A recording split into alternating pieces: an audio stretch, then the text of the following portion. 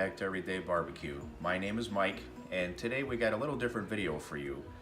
One of those weekday meals, my wife made her homemade stuffed peppers, and they turned out awesome. She took some photographs of every step as she went throughout the process of putting that meal together.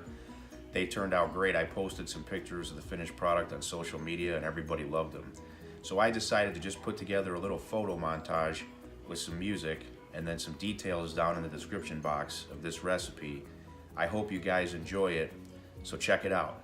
I'll see you guys on the next episode. I'm working on something right now you're gonna see in my next video, something I've been wanting to do on the Blackstone griddle for a long time, and that'll go back to a normal format video with me hosting.